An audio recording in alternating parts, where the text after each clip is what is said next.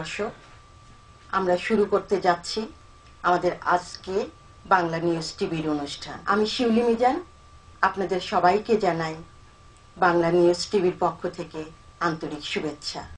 বাংলা বিশ্ববিদ্যালয়ের এই গঠনের পেছনে আমাদের যুক্তি রয়েছে যে আমরা আমাদের গত 40 বছরের অর্জন, গত শতবর্ষের অর্জন, এই অর্জনকে নিয়ে একটি নতুন ধারার বিশ্ববিদ্যালয় তৈরি করা, বাংলাকে নিয়ে গবেষণা, বাঙালিদেরকে নিয়ে গবেষণা। রবীন্দ্র, নজরুল, স্যার জগদীশ চন্দ্র বসু, বেগম রোকেয়া, মৌলানা ভাসানী, বঙ্গবন্ধু শেখ মুজিবুর রহমান, তারা যে কাজটি করে গিয়েছিলেন, আজকে আমাদেরকে অনুসন্ধান করে দেখতে হবে সেই পূর্বপুরুষের সেই অসমাপ্ত কাজগুলোকে আর কিভাবে সমাপ্তির দিকে নেওয়া যায়। বাংলা বিশ্ববিদ্যালয় সেই রূপরেখা নিয়ে আসছে। আজকে আমাদের এখানে দর্শকদের মাঝে উপস্থিত রয়েছেন বাংলা নিউজ টিভির অন্যতম ভাষ্যকার জনাব কুদ্দুস খান। আমি তাকে মঞ্চে এসে এই প্রসঙ্গে তার জ্ঞানলব্ধ কিছু বিষয় আলোকপাত করার জন্য আসুন। ওয়েলকাম মিস্টার কুদ্দুস খান। আমরা বলতে চাচ্ছি যে বাংলা বিশ্ববিদ্যালয় আমরা ক্যালিফোর্নিয়ায় প্রতিষ্ঠিত করেছি। আমরা চাই প্রচার সম্প্রচার সারা বিশ্ব হোক। এটি একটি অনলাইন বিশ্ববিদ্যালয়। প্রিয় দর্শক, আমার কিছু অভিজ্ঞতার কথা বলি। ইদানিং ঢাকায় আমরা একটা অফিস করেছি, বাংলা নিউজ টিভির একটা অফিস। সেখানে সমস্যা হয়ে গেছে, টিভি স্টেশন বলতে তারা মাথা কাটে না। ভীষণ বড় একটা স্টেশন বলতে বাংলা নিউজ টিভি যদি হতে পারে লস অ্যাঞ্জেলেসে, বাংলা বিশ্ববিদ্যালয় না হওয়ার কোনো কারণ নেই। কারণ টিভি স্টেশন বলতে তারা বিশাল একটা বিল্ডিং এবং অনেক লোকজন বলে, আর বিশ্ববিদ্যালয় বলতে তো আরো বিশাল ব্যাপার, 10টা বিল্ডিং 20টা বিল্ডিং। কিন্তু বাস্তব হলে মডার্ন যুগে প্রধানত এখন যে চাপ সৃষ্টি হয়েছে তাতে দেখা যায় যে বিশ্ববিদ্যালয়ের চেয়ে অনলাইন বিশ্ববিদ্যালয় মোর জনপ্রিয়। জনপ্রিয় মানে এখানে অ্যাডমিশনের ঝামেলা নাই। অনলাইন বিশ্ববিদ্যালয় অনলাইনে স্কাইপে হোক বা যে কোনো একটা সিস্টেমের মাধ্যমে সরাসরি কথা বলে টিচাররা স্টুডেন্টদের কিছু দায়িত্ব দিয়ে দেয়, পার্সন টু পার্সন, ব্যক্তিগতভাবে দিয়ে দেয়। 1 সপ্তাহ বা 4 দিন পরে তারা যখন আবার স্কাইপে আসে, অনলাইনে আসে, সরাসরি টিচারদের সাথে ইন্টারাক্ট করতে পারে। তারা প্রশ্ন জিজ্ঞাসা করতে পারে, প্রশ্ন উত্তর নিতে পারে। ক্লাসে তো বসছে অনেক ভালো, এই কারণে যেহেতু তারা দেখতে পারে টিচারকে। এখন স্কাইপের মতো অনেক বড় বড় সংগঠন হয়েছে যারা এই ভিডিও সুযোগটা দেয়। কাজেই আপনারা বিশ্ববিদ্যালয় বলতে বিশাল 10টা বিল্ডিং, সেটা কিন্তু সেই কনসেপ্টটা নাই। ঢাকায় টিভি করতে স্টেশন একটা রিপোর্টার আছে, সেই রিপোর্টে আমাকে একটা রিপোর্ট দিয়েছে আনু মোহাম্মদ রবি। প্রিয় দর্শক, আমরা দেখেছেন তারা একটা বিশাল ক্যামেরা নিয়ে গেছে, 3 জন সেটাকে ক্যারি করছে। সেই ইন্টারভিউটা করতে 6 জন লোকের দরকার হয়েছে, 3 দিন সময় লেগেছে তাদেরকে এডিট করতে। তো আমরা এখানে, আমি ইসমাইল সাহেব কথা বলতেছি, একাই ভিডিও করা যায়, ছোট্টটা সিস্টেমের মধ্যে ভিডিও ঢুকিয়ে দিয়ে এটাকে আমরা রেডি করে টিভি স্টেশন দিলে টিভি হয়ে গেল। এর জন্য 2 জনের বেশি 3 জন লোক দরকার হয় না। তত বিশ্ববিদ্যালয়ের ডিপার্টমেন্ট যে সিট থাকেন, যিনি যে বিষয়ে অভিজ্ঞতা সম্পন্ন আছেন, সেই বিষয় নিয়ে পড়াবেন, ইন্টারনেটে কোর্স দিয়ে দেবেন যে এই পড়া তোমাদের জন্য আসতে হবে। সেখানে যদি তাদের প্রশ্ন থাকে তখন ভিডিওতে উনি চলে আসবেন, টিচার চলে আসবেন। সেই ভিডিওর ফ্রি, স্কাইপে ফ্রি দিচ্ছে। বহু কোম্পানি এখন বেরিয়েছে যারা নাকি টিচার যখন কথা বলবে স্টুডেন্টের সাথে ফ্রি। তো সুবিধা হলো কি, ইউনিভার্সিটিতে যে আপনি 15 জন 20 জন বা 30 জন 40 জন একত্রে বসে করেন, পড়াশোনা করেন, টিচার অনেক সময় অ্যাটেনশন দিতে পারে না। কিন্তু এই অনলাইন বিশ্ববিদ্যালয় ইসমাইল সাহেব যেটা শুরু করেছে, সেটা সুবিধার দিকটা হলো, প্রিয় দর্শক, সেটা হলো কি এই যে পার্সন টু পার্সন টিচার পাচ্ছেন আপনি। টিচার আপনাকে সরাসরি ভিডিওতে বলছেন, আপনি তার প্রশ্ন করছেন, সে উত্তর দেবে, সরাসরি উত্তর দিচ্ছেন এবং আপনাকে অ্যাসাইনমেন্ট দিচ্ছেন। অ্যাসাইনমেন্ট 1 সপ্তাহ পর করে নিয়ে আসেন। যদি সেটা ঠিক না হয় তখন টিচার আবার তাকে বুঝিয়ে দিচ্ছেন, ব্ল্যাকবোর্ড থাকছে এরকম লিখে বুঝিয়ে দিচ্ছেন। আর এর জন্য 10টা বিল্ডিং দরকার হচ্ছে না, দরকার শুধু একটা ভিডিও যন্ত্রপাতি আর কি, যে যন্ত্রপাতি নিজেরও কিনতে হয় না। অনেক অর্গানাইজেশন আছে অতি অল্প বিনিময় এবং ফ্রি। স্কাইপের মতো একটা সংগঠন আছে, প্রিয় দর্শক, আমরা বলছি, আমি ঢাকার সাথে নিয়মিত কথা বলি। স্কাইপে দেওয়ার জন্য ক্যামেরার দরকার হয় না, ইন্টারনেটে ওইখান থেকে বসে ওনারা কথা বলছেন, এখানে আমরা রেকর্ড করতে পারি। কাজী ইসমাইল সাহেবের এই উদ্যোগ অত্যন্ত অ্যাডভান্স একটা উদ্যোগ আর কি।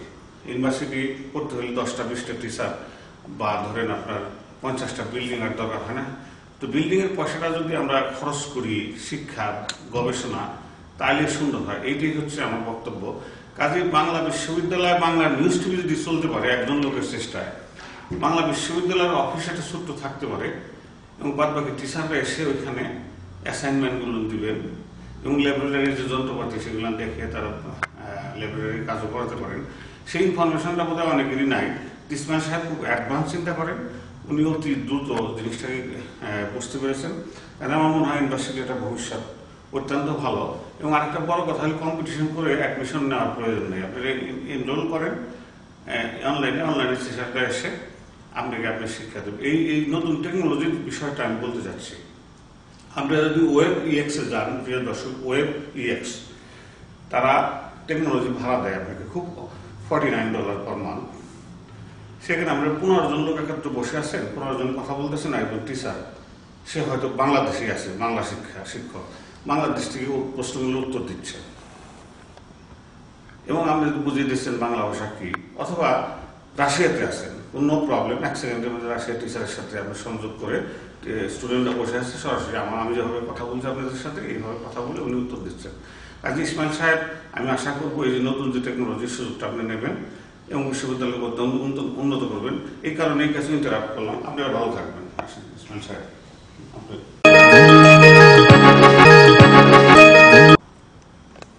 1971-এর স্বাধীনতা আমাদেরকে এমনই একটি উল্লাসময় মুহূর্তের জন্ম দিয়েছে, আমরা নতুন করে আমাদের দেশকে ভাবতে শুরু করেছি। আমাদের জাতীয় পতাকা আমরা নির্মাণ করেছি, আমাদের জাতীয় সঙ্গীত নির্মিত হয়েছে, রচিত হয়েছে কবিগুরুর আমার সোনার বাংলা আমি তোমায় ভালোবাসি। এর প্রতিটি লাইনের মধ্যে চিন্তা করতে গেলে একটা জাতিকে জাগাবার জন্য এই কবিতা কত বেশি প্রাণবন্ত। বলা হচ্ছে আমার সোনার বাংলা আমি তোমায় ভালোবাসি, চিরদিন তোমার আকাশ তোমার বাতাস আমার প্রাণে বাজায় বাঁশি। একটি বাচ্চা ছেলের কাছে বাঁশি যেমন প্রিয়, প্রতিটি নাগরিকের কাছে রবীন্দ্র নজরুলের কবিতা এবং কাব্যধারা এবং গান আমাদের কাছে তেমনই প্রিয়। তাহলে রবীন্দ্র নজরুলকে নিয়ে পৃথকভাবে গবেষণা করা, তারা যে আমাদেরকে রাস্তা দেখিয়ে দিয়েছেন, তারা যে আমাদের জন্য একটি পথ তৈরি করে গেছেন, যে নজরুল আমাদেরকে বলেছেন অসহায় জাতি মরিচে ডুবিয়া জানে না সন্তর, আমরা সাঁতার জানি না এমনই একটি জাতি। আর সে কারণেই তিনি তার কবিতায় আবারও বলেছিলেন দুর্গমগিরি কান্তার মূল দুস্তর পারাবার ললিত হবে, রাত্রি নিশীতে যাত্রী রাত্রি হুঁশিয়ার, দুলিতেছে তরি পুলিতেছে জল ভুলিতেছে মাঝি পথ, ছিড়িয়াছে পাল কে ধরিবে হাল, আছে কার হিম্মত, এ তুফান বাড়ি দিতে হবে পাড়ি নিতে হবে তরি পার, দুর্গমগিরি কান্তার মূল দুস্তর পারাবার।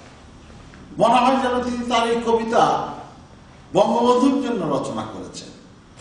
মনে হয় তিনি এই কবিতা রচনা করেছিলেন আমাদের পূর্ব বাংলা এবং পশ্চিম বাংলা সেই সময়ে সবচাইতে বেশি, নজরুলের সময়ে সবচাইতে বেশি জনপ্রিয় নেতা আমাদের নেতাজি সুভাষ বোসকে নিয়ে। যাই হোক, দেশ আজ স্বাধীন হয়েছে, কিন্তু আমাদের আজকে খুঁজে পেতে হবে আমাদের সেই বীর পুরুষদের জীবনী এবং সেগুলো যে বিশ্ববিদ্যালয়ে পড়তে হবে, তার নামই হচ্ছে বাংলা বিশ্ববিদ্যালয়। বাংলা বিশ্ববিদ্যালয় বাঙালিদের হাজার বছরের ইতিহাসকে গবেষণা করার সুযোগ করে। যেমন 2006 সালে সারা বিশ্বকে অবাক করে দিয়ে ডক্টর ইউনুস অর্জন করলেন নোবেল। ডক্টর ইউনুসের নোবেল অর্জনকে কেউ কেউ ভেবেছেন এটি একটি অর্থনীতির অর্জন, কেউ ভেবেছেন এটি শান্তির অর্জন, কিন্তু ইউনুস সারা বিশ্বকে চমকে দিয়ে বললেন আমি দারিদ্রকে জাদুঘরে পাঠাতে চাই। বলুন, আজকে আপনাদের কাছে আমার জিজ্ঞাসা, পৃথিবীতে কোন জাতি এত বড় স্পর্ধার সাথে সারা বিশ্বকে শিক্ষা দেওয়ার মতো করে বলেছিলেন আমরা দারিদ্রকে জাদুঘরে পাঠাতে চাই? একটি দরিদ্র রাষ্ট্রের, একটি হতদরিদ্র কোম্পানির একজন অধিকর্তা এইভাবে সারা বিশ্বকে চোখে আঙ্গুল দিয়ে দেখিয়ে দিয়েছেন যে দারিদ্রতা হচ্ছে আমাদের মনের মধ্যে, দারিদ্রতা বিশ্বে নাই। আসুন সবাই মিলে, সমস্ত রাষ্ট্রপ্রধান মিলে, সমস্ত প্রশাসন মিলে আমরা দারিদ্রতাকে জাদুঘরে পাঠিয়ে দিই।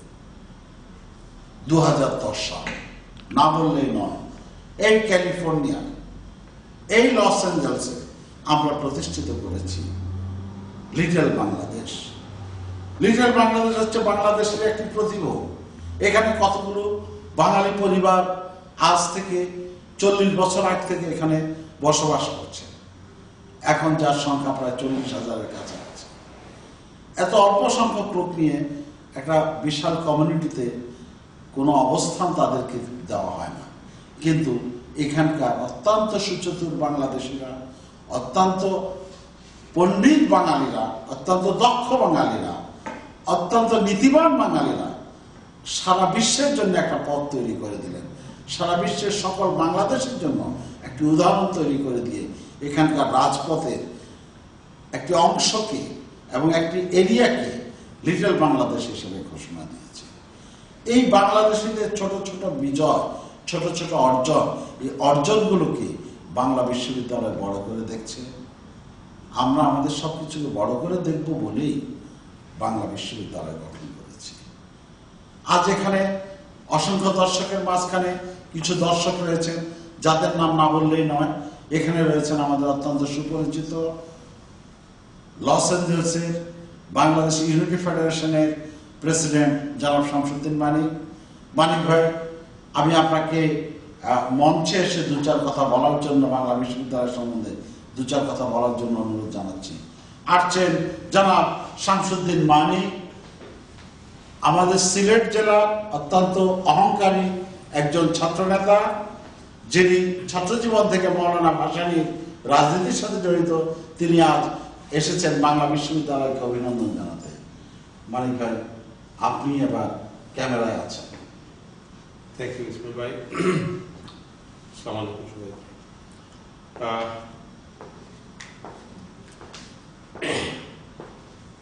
সত্যি আমি ইসমাইল ভাই এই যে সাহসিকতাকে আমি সাধুবাদ জানাই। ইসমাইল ভাই আসলে